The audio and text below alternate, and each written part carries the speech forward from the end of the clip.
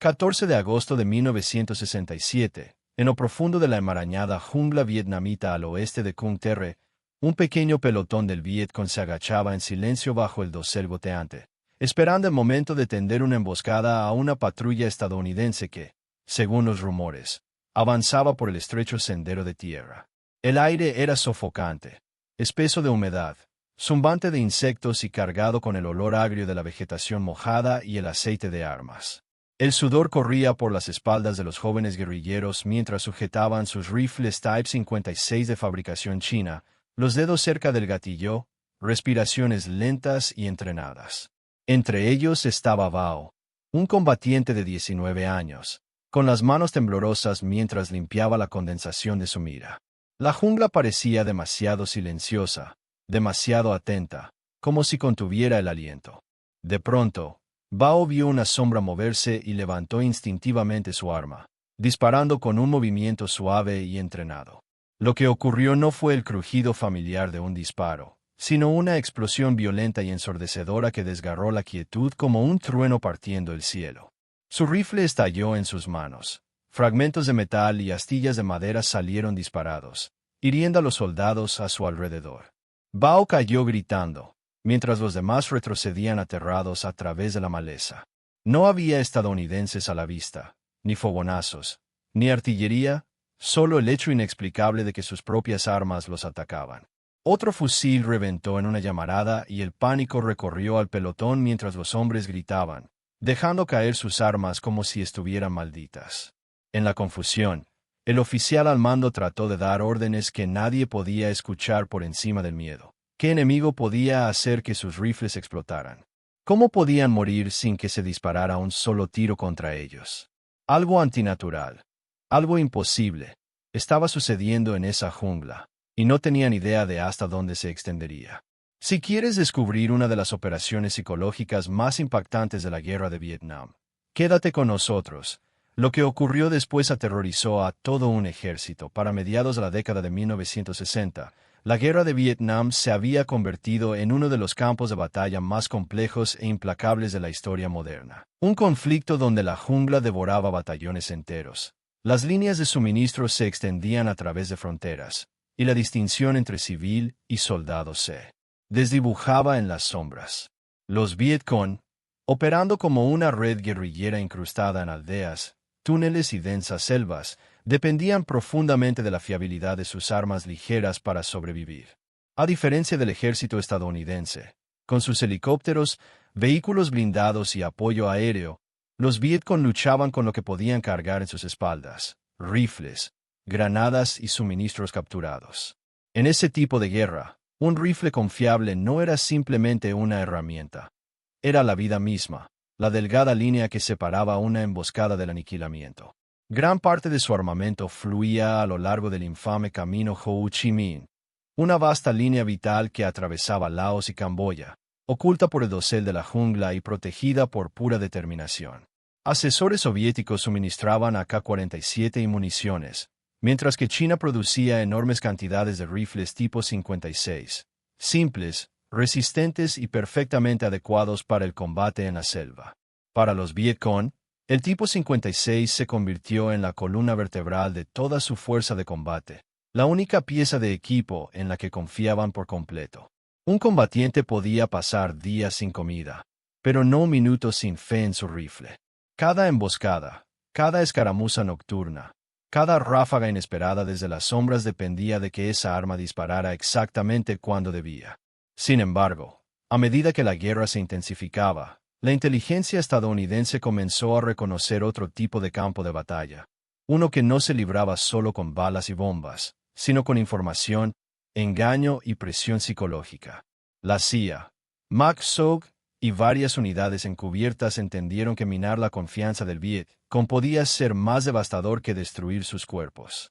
Si el enemigo perdía la fe en sus rifles, en sus líneas de suministro o en sus comandantes, operaciones enteras podían colapsar antes de que se disparara un solo tiro. Un arma defectuosa, especialmente en el caos del combate guerrillero, no era solo una falla mecánica, era una semilla de pánico, una amenaza capaz de propagarse como una infección entre unidades ya tensas por enfermedades, hambre y peligro constante. Los estadounidenses sabían que los Vietcong dependían de las municiones suministradas por los comunistas con casi certeza religiosa. Por lo tanto, atacar esa fe golpearía directamente el corazón de su espíritu de lucha. En una guerra donde las fuerzas más poderosas a menudo se escondían bajo tierra, mezclándose con el terreno, las operaciones psicológicas se convirtieron en un arma tan afilada y letal como cualquier cuchilla. Este fue el contexto en el que surgió una de las campañas de sabotaje más impactantes y brillantemente diseñadas, una que haría que los combatientes Vietcong cuestionaran la herramienta que más confiaban y enviaría oleadas de miedo a lo profundo de la selva.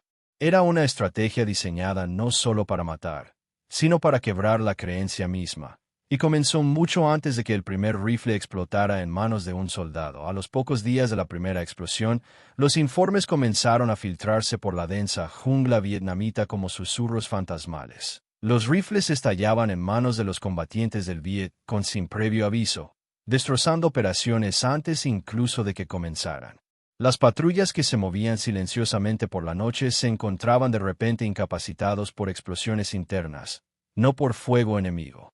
Alrededor de fogatas embarradas y en redes de túneles ocultos, los soldados murmuraban sobre armas malditas, sabotaje estadounidense e incluso espíritus del bosque enfurecidos que los castigaban por profanar tierras sagradas. El miedo se propagaba más rápido que cualquier bala, pues estos hombres confiaban sus vidas a sus rifles, y ahora esos rifles parecían volverse contra ellos. Y lo peor, no había un patrón claro. Algunas armas funcionaban perfectamente durante días antes de explotar, mientras que otras estallaban tras un solo disparo, como si su propio metal contuviera una furia oculta. Este escenario era casi impensable porque el AK-47 y su primo chino, el Type 56, eran legendarios por su fiabilidad. Construidos con tolerancias amplias diseñadas específicamente para sobrevivir al lodo, la arena, el óxido y climas brutales, estos rifles estaban pensados para funcionar incluso con mantenimiento deficiente. Su sistema de cerrojo rotativo accionado por gas, cámaras de acero grueso y cañones simples con recubrimiento cromado hacían que la falla catastrófica fuera extremadamente rara. En condiciones normales, un arma tipo AK no debería explotar. Su diseño permitía munición de baja presión, ciclos de retroceso predecibles y un margen de seguridad que la hizo famosa en todo el mundo. Así que cuando estos rifles se rompían como frágiles vidrios, los comandantes quedaban estupefactos. No había señales de ataques estadounidenses, ni caches trampas, ni evidencia de sabotaje en los depósitos. Los asesores chinos insistían en que su munición era segura. Los técnicos soviéticos argumentaban que una falla mecánica espontánea de tal magnitud simplemente no podía ocurrir. Sin embargo, cada nueva explosión profundizaba más en la psique del Vietcong. Los combatientes comenzaron a rechazar ciertos cargamentos de munición, alegando que las balas olían raro o pesaban demasiado poco. Soldados supersticiosos ataban amuletos a sus rifles, convencidos de que luchaban contra enemigos invisibles. Intercepciones de radio captadas por inteligencia estadounidense revelaban el alcance completo de su creciente paranoia. Mensajes donde los comandantes advertían a las unidades de tratar las armas con sospecha y esperar lo inesperado. Algunas estaciones de campo incluso reportaban combatientes desechando munición en el lugar, aterrorizados de que el próximo disparo les arrancara las manos. En reuniones profundas dentro del laberinto de túneles, los oficiales superiores discutían acaloradamente, intentando encontrar una explicación racional para algo que desafiaba toda lógica. ¿Cómo podían rifles diseñados para operar en Siberia helada o en desiertos abrasadores fallar de manera tan espectacular? Si los estadounidenses habían desarrollado un arma capaz de detonar rifles a distancia, ¿por qué no había señales de intrusión, residuos químicos inusuales ni patrón en las explosiones? No fue hasta que una pequeña unidad de investigación en el sur de Laos recuperó un montón de munición abandonada, dejada intacta tras una serie de explosiones, que surgió una posibilidad escalofriante. Las balas parecían perfectamente normales por fuera, casquillos limpios, crims correctos, peso adecuado. Pero cuando un técnico las examinó más de cerca, notó marcas de herramientas sutiles, inconsistentes con la producción de fábrica. La sospecha lo golpeó como un rayo. Esto no era un problema de rifles, era munición deliberadamente manipulada.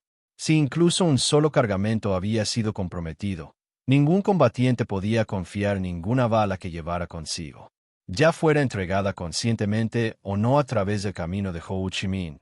Estas rondas habían infiltrado múltiples unidades, lo que significaba que el Viet Cong ahora luchaba contra un enemigo escondido dentro de su propia cadena de suministros. Y en una guerra donde la confianza en un rifle significaba supervivencia, esta amenaza invisible era mucho más aterradora que cualquier patrulla estadounidense. A medida que aumentaba el número de fallas catastróficas en los rifles, los comandantes del Viet Cong se apresuraban a retomar el control de una situación que rápidamente se estaba convirtiendo en caos. La primera respuesta fue metódica. Se ordenó a las unidades realizar inspecciones completas de cada rifle en su posesión, desarmando los Type 56 hasta sus componentes más básicos, revisando las recámaras en busca de grietas, examinando los pernos de disparo por desgaste y aceitando nuevamente los pistones de gas en un intento desesperado por encontrar alguna falla que pudiera explicar las explosiones. Bajo la luz tenue de linternas en los campamentos de la jungla, los combatientes se sentaban con las piernas cruzadas sobre lonas, rodeados de resortes, pernos y cargadores polvorientos. Pero no importaba cuán limpios o bien mantenidos estuvieran los rifles, las explosiones continuaban. Luego vinieron los disparos de prueba controlados. Los oficiales superiores improvisaron fosos de tiro, apilando sacos de arena y colocando rifles sobre soportes de madera para que los voluntarios pudieran disparar un solo cartucho desde la distancia usando largas cuerdas. Los combatientes se agrupaban nerviosos alrededor de los fosos, observando cómo el primer disparo de prueba crujía inofensivamente en el aire, para luego sentir cómo su estómago caía al suelo cuando el segundo disparo provocaba una violenta explosión, destrozando el soporte de madera y enviando metralla por todas partes. 2 hombres resultaron gravemente heridos durante estas llamadas pruebas seguras, uno perdiendo parte de su mano y otro sufriendo profundas laceraciones en el rostro. El pánico se desató. Si los rifles podían explotar incluso cuando nadie los sostenía, ¿qué oportunidad tenía un combatiente en el caos de un combate real? Los asesores soviéticos, convocados para investigar, culparon inmediatamente a la mala metalurgia china, insistiendo en que las fábricas de Pekín debían haber usado acero de baja calidad o producción apresurada para satisfacer la enorme demanda de la guerra. Los oficiales chinos, furiosos por la acusación, replicaron que los soviéticos solo intentaban avergonzarlos y que los estadounidenses debían haber encontrado la manera de envenenar el suministro de munición. Ninguna explicación satisfacía al Viet Cong, porque ambas ignoraban la brutal verdad que se desarrollaba ante ellos. Las fallas continuaban a pesar de todas las precauciones. Los comandantes intentaron una estrategia de racionamiento, separando la munición en lotes según el depósito del que provenía, creyendo que podrían aislar cajas seguras.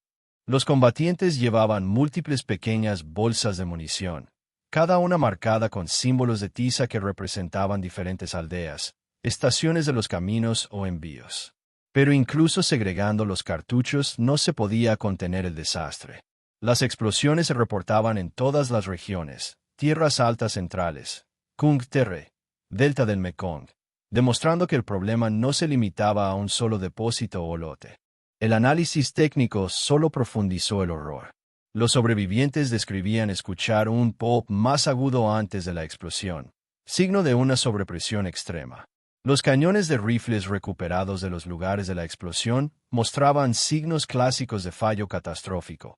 Acero partido cerca del hocico, recámaras levantadas como flores de metal y casquillos fusionados a las paredes de la recámara.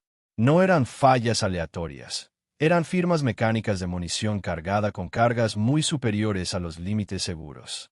Por la noche, los técnicos golpeaban las balas contra rocas, escuchando rattles anormales que indicaban distribución comprometida de la pólvora. Abrían los cartuchos con cuchillos y comparaban los granos de pólvora con muestras conocidas. Algunos encontraban inconsistencias, pólvora demasiado fina, demasiado gruesa o visiblemente más compacta. Otros hallaban cartuchos sellados de manera demasiado perfecta, como si alguien los hubiera manipulado con herramientas especializadas. Cuanto más descubrían, más aterrorizados se volvían. Los combatientes comenzaron a rechazar completamente la munición de ciertos lotes, arrojando cajas a los ríos o enterrándolas como reliquias malditas. La moral cayó a niveles que ni los oficiales políticos veteranos podían revertir. Guerrilleros veteranos que habían sobrevivido años de lucha repentinamente se negaban a apretar el gatillo a menos que fuera absolutamente necesario. Las patrullas reportaban hombres que se sobresaltaban al escuchar los disparos de práctica de sus propios camaradas. En algunas unidades, los soldados llevaban M16 estadounidenses capturados, creyendo que un arma extranjera era más segura que su propio rifle de diseño soviético. Los chats de radio interceptados por puestos de escucha estadounidenses revelaban el colapso emocional en escalofriante detalle. Los operadores escuchaban a comandantes del Vietcong gritar a soldados aterrorizados que se negaban a disparar. Escuchaban confesiones susurradas de combatientes que admitían que preferirían retirarse antes que arriesgar que su propia arma los destruyera. Algunas unidades se negaban a recibir envíos de munición por completo, exigiendo balas certificadas como seguras, aunque tales certificaciones no existieran. En cuestión de semanas, el daño psicológico superó a las bajas físicas. El Vietcong no solo estaba perdiendo rifles, estaba perdiendo confianza, disciplina y la certeza de que sus armas los protegerían. Y en una guerra de guerrillas donde la confianza en un rifle era tan esencial como el valor mismo, este sabotaje invisible resultaba más devastador que cualquier bombardeo o tiroteo. A medida que las explosiones de rifles continuaban azotando a las unidades del Vietcong, el impacto psicológico se propagaba más rápido y profundo que cualquier herida de batalla, infiltrándose en el mismo alma del movimiento guerrillero. Los rumores comenzaron a tomar vida propia, susurrados alrededor de las fogatas y llevados por los senderos de la densa jungla. Los estadounidenses maldijeron la munición, decían algunos, invocando antiguos espíritus y supersticiones de la selva. Otros insistían en que la CIA había desarrollado un químico que volvía inestables las balas. Algunos murmuraban en silencio que los mismos dioses los castigaban por perder la fe en la revolución. En pocos días, estos rumores se endurecieron en un miedo paralizante. Unidades enteras se negaban a combatir de noche, aterrorizadas de que la humedad del aire o los cambios de temperatura pudieran detonar otra explosión catastrófica. Los comandantes de patrulla reportaban combatientes temblando al cargar los cartuchos, con las manos resbaladizas por el sudor, atrapados entre el miedo al enemigo y el miedo a sus propias armas. La dirección comprendió rápidamente que las explosiones ya no eran un problema técnico, se habían convertido en un contagio psicológico, propagándose como un virus a través de las filas. Los comandantes temían perder operaciones enteras no por el poder de fuego estadounidense, sino porque sus propios hombres ya no confiaban en los rifles colgados sobre sus hombros. Los informes llegaban de todas las regiones, escuadrones paralizados al primer indicio de contacto, combatientes perdiendo oportunidades de emboscada porque nadie se atrevía a apretar el gatillo, ataques nocturnos colapsando mientras los guerrilleros insistían en esperar a la luz del día para que los rifles respiren. La ironía se profundizó cuando los oficiales políticos descubrieron que algunos combatientes cambiaban secretamente a M16 estadounidenses capturados, creyendo, pese a años de adoctrinamiento antiestadounidense, que el rifle del enemigo era más seguro que el suyo. Ver a guerrilleros del Vietcong acunando M16 en lugar de Type 56 era una derrota simbólica mucho mayor que cualquier pérdida táctica. Era la traición definitiva a la imagen revolucionaria de autosuficiencia. La vista enfureció a los comandantes, pero lo que más los aterraba era la razón. Los combatientes ya no temían a las balas estadounidenses, temían a las suyas propias. Para la jerarquía del Vietcong, esto era catastrófico. Una guerra de guerrillas depende de la confianza total en las armas pequeñas, de la fe simple e inquebrantable de que cuando un combatiente aprieta el gatillo, el arma responderá con fuerza predecible. Pero ahora, incluso los soldados veteranos dudaban antes de cada disparo, preocupados de que el próximo gatillazo los mutilara o matara. Esta vacilación se traducía en enfrentamientos más lentos, emboscadas fallidas, convoys de suministros perdidos y disciplina quebrantada. Los estadounidenses no necesitaban romper los cuerpos del Vietcong. Habían encontrado la manera de quebrar su espíritu. Los oficiales políticos intentaron contrarrestar el miedo creciente con propaganda agresiva, realizando reuniones donde aseguraban que las explosiones eran simplemente defectos aislados de fabricación. Pero cada nueva explosión hacía que esas afirmaciones sonaran vacías. El costo psicológico se volvió tan severo que algunas unidades se negaban a aceptar envíos de munición a menos que vinieran con garantías escritas de seguridad, una exigencia imposible de cumplir en el caos logístico de la jungla. Los comandantes que antes solo se preocupaban por los ataques aéreos y la artillería estadounidenses ahora se enfrentaban a algo mucho más insidioso: la duda. Incluso cuando ningún rifle explotaba durante días, el miedo permanecía como una sombra, controlando comportamientos, decisiones y moral. Combatientes veteranos que marchaban sin miedo a la batalla ahora suplicaban por munición más vieja, aunque significara menos cartuchos. Otros rezaban antes de cargar los cargadores, un ritual nacido de la desesperación. Los estadounidenses habían creado una amenaza que no podía verse, no podía predecirse y no podía combatirse con balas ni túneles. Las explosiones eran mortales, pero sus efectos psicológicos eran letales. Y en una guerra donde la percepción importaba tanto como el poder de fuego, el Vietcong estaba luchando de repente no contra el ejército estadounidense, sino contra su propio terror, una batalla que ningún ejército está preparado para ganar. Lo que el Vietcong jamás imaginó, lo que ningún guerrillero sudoroso en las selvas de Laos o de Mekong podría haber concebido, era que las terroríficas explosiones de rifles que atormentaban sus filas no eran fallas mecánicas aleatorias, ni maldiciones susurradas por los espíritus del bosque, sino el resultado de uno de los programas de sabotaje encubierto más ingeniosos y devastadores jamás diseñados por Estados Unidos durante la Guerra de Vietnam. La Operación Eldest Son, rebautizada más tarde como Operación Italian Green y Paul Vean para confundir a la inteligencia enemiga. Desarrollado bajo los esfuerzos conjuntos y sombríos de la CIA y el MACSOB, este programa convirtió en arma la propia confianza del enemigo en su munición, modificando los cartuchos de 7,62 por 39 mm usados en los AK-47 y en su clon chino, el Type 56, transformándolos en pequeños y engañosamente ordinarios paquetes de destrucción catastrófica. La genialidad de Eldest Son no residía en la fuerza bruta, sino en la precisión quirúrgica. Los especialistas estadounidenses tomaban cartuchos AK estándar, muchos capturados en depósitos de suministros del Vietcong a lo largo de la ruta Ho Chi Minh, y alteraban meticulosamente sus cargas internas de pólvora de una manera que ningún combatiente, armero o comandante pudiera detectar. Los ingenieros retiraban el propelente original y lo reemplazaban con una carga sobrepotenciada, a veces utilizando pólvoras de combustión rápida capaces de generar una sobrepresión instantánea superior a 55.000 libras por pulgada cuadrada, muy por encima de los límites estructurales de los rifles Type 56 de acero estampado. A simple vista, al tacto, incluso bajo inspección detallada por parte de logísticos guerrilleros experimentados, estos cartuchos parecían absolutamente normales.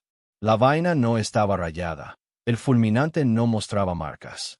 La bala era recolocada con tanta precisión que ni siquiera los asesores soviéticos, entrenados para detectar sabotajes estadounidenses, podían distinguir un cartucho de Eldest Son de uno chino o del bloque del este cargado en fábrica.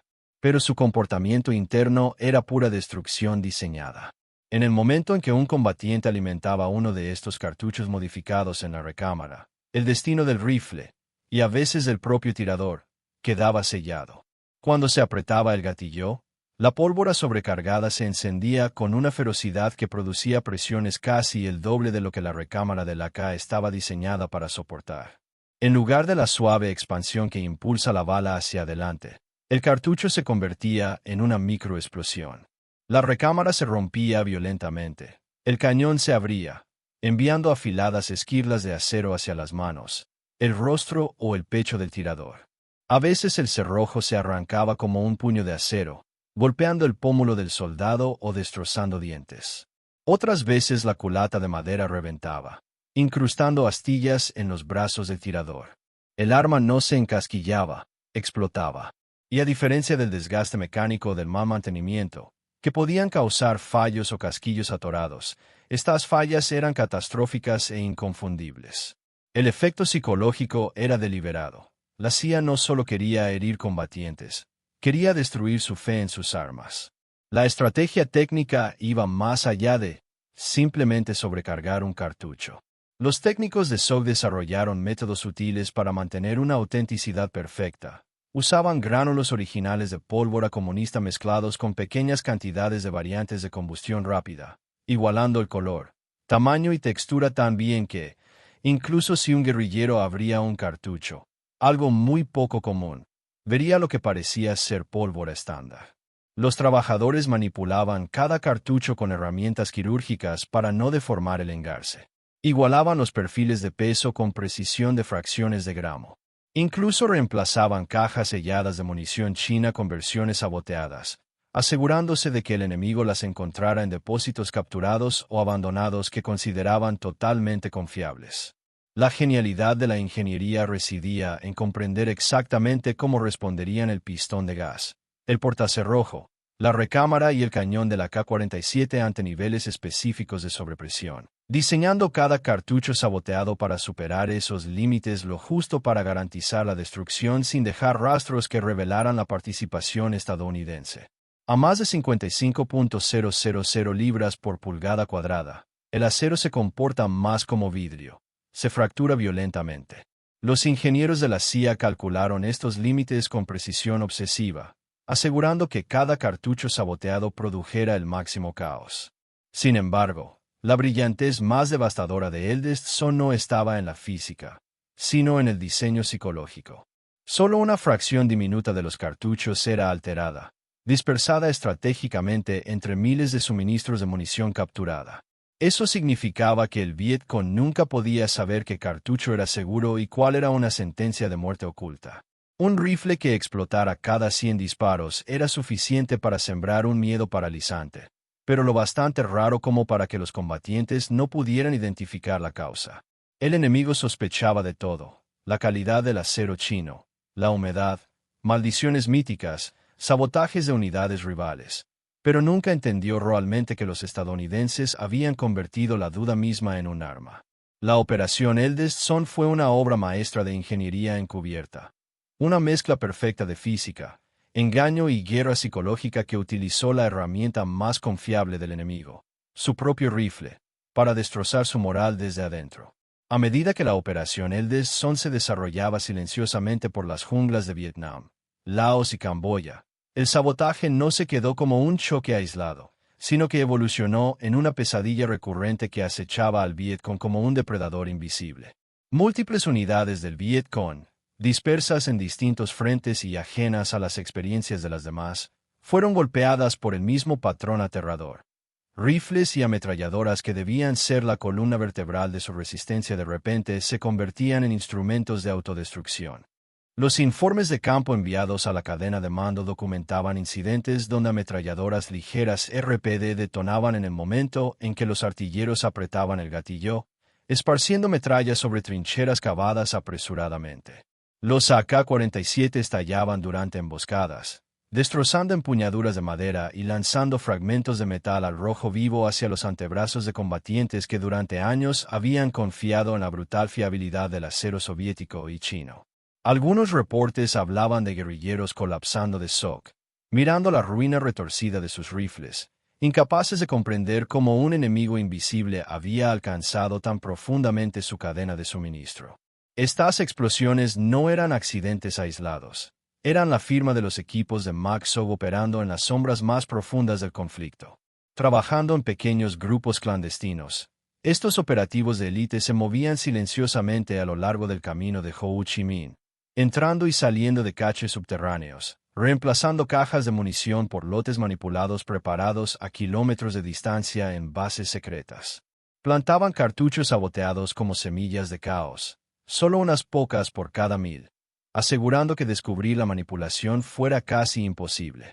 Los equipos SOG fueron más allá, colocaron trampas en cinturones de munición para las RPD, insertaron cartuchos sobrecargados en cargadores e incluso plantaron cajas completas marcadas con caracteres chinos para imitar envíos logísticos auténticos.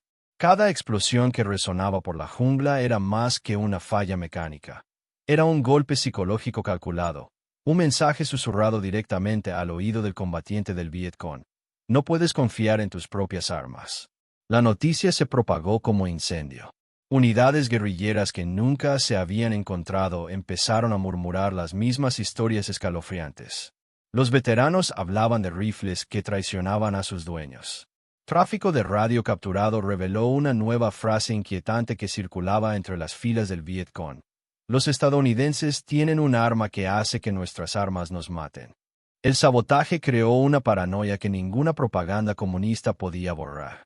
Los combatientes dudaban antes de cargar sus armas. Los comandantes exigían nuevas inspecciones que no lograban nada y los oficiales de suministro luchaban por tranquilizar a sus hombres, mientras más explosiones ocurrían a cientos de millas de distancia. La recurrencia del sabotaje era su fuerza. Entrenaba al Vietcong para anticipar lo peor en cualquier momento. Incluso meses después de desplegar la primera oleada de munición manipulada, los informes de inteligencia estadounidense indicaban que las unidades del Vietcong aún desconfiaban de sus propias líneas de suministro, negándose a usar munición de depósitos desconocidos o insistiendo en revisar cada cartucho, imposible de diferenciar. En algunos campamentos, los combatientes intercambiaban munición con unidades vecinas, esperando que la caja de otro fuera más afortunada, sin darse cuenta de que el sabotaje estaba disperso con imprevisibilidad frustrante. Cada explosión desencadenaba una ola de miedo en cascada que se irradiaba a todas las unidades dentro del alcance del oído, convirtiéndose en historias impulsadas por el pánico que se deformaban en mito. Los combatientes se negaban a disparar ráfagas completas, aterrorizados de que el fuego sostenido pudiera despertar las balas malditas. Los ametralladores exigían hombres adicionales para estar listos con cañones de repuesto, racionalizando su miedo como precaución táctica. El sabotaje se convirtió en una presencia fantasmagórica en los campamentos del Vietcong, un asesino invisible cuyo poder no residía en el número de víctimas que causaba, sino en la profunda corrosión psicológica que provocaba. Mucho después de que los equipos de Max So plantaran su última caja manipulada, los efectos continuaban propagándose entre las filas enemigas, presentes en cada gatillazo dudoso y en cada mirada nerviosa a un cargador recién emitido. En una guerra ya definida por el miedo, la incertidumbre y las sombras de la jungla, la Operación Eldest Zone agregó un nuevo terror. Uno que vivía dentro de las propias armas que el Vietcong creía que liberarían su patria. Las consecuencias estratégicas a largo plazo de la Operación Eldest Zone se propagaron por la estructura militar del Vietcong como grietas que se extienden por los cimientos, revelando debilidades sistémicas que habían permanecido invisibles hasta que el sabotaje las obligó a salir a la luz. De repente, los comandantes del Vietcong se vieron obligados a inspeccionar cada caja de munición, cada cargador, cada cartucho suelto que llegaba a través de las intrincadas redes de camino de Ho Chi Minh. Este requisito aparentemente simple, revisar la munición, se convirtió en una pesadilla logística. Combatientes que antes se enorgullecían de su movilidad rápida ahora pasaban horas realizando inspecciones inútiles, buscando señales de manipulación que no estaban entrenados para detectar, ralentizando las operaciones hasta casi detenerlas. Batallones enteros retrasaban emboscadas, posponían ataques o se negaban a desplegarse hasta poder verificar su munición, una tarea destinada al fracaso porque los cartuchos saboteados eran indistinguibles de los originales de fábrica. La incertidumbre deliberada sembrada por la CIA se convirtió en un cuello de botella operativo paralizante, minando la mayor fortaleza estratégica del Vietcong, su velocidad. Peor aún, el sabotaje generó desconfianza dentro del propio aparato logístico comunista. Los asesores chinos acusaban a los logísticos vietnamitas locales de incompetencia. Los oficiales soviéticos culpaban a la metalurgia china. Los comandantes del Vietcong sospechaban en silencio que el Pathet Lao les había suministrado munición inferior. El resultado fue un colapso tóxico en la confianza logística, la columna vertebral de la guerra de guerrillas. Cada facción comenzó a defender su propia reputación, desviando energía de las operaciones hacia discusiones, auditorías y señalamientos. Las unidades de suministro, ya sobrecargadas, enfrentaban acusaciones de sabotaje por parte de sus propios combatientes, mientras las tropas de primera línea se negaban a aceptar cajas provenientes de ciertos depósitos. Esta fractura interna fue mucho más dañina que cualquier bala o bomba. Incluso cuando no había munición manipulada presente, el miedo a ella impregnaba la toma de decisiones en todos los niveles. La guerra psicológica había logrado lo que la destrucción física no podía: hacer que el enemigo dudara de la confiabilidad de su propio sistema. Esta duda ascendió por la cadena de mando hasta alcanzar la esfera ideológica. La propaganda revolucionaria, que durante mucho tiempo había enseñado que las armas comunistas eran superiores, de repente sonaba vacía.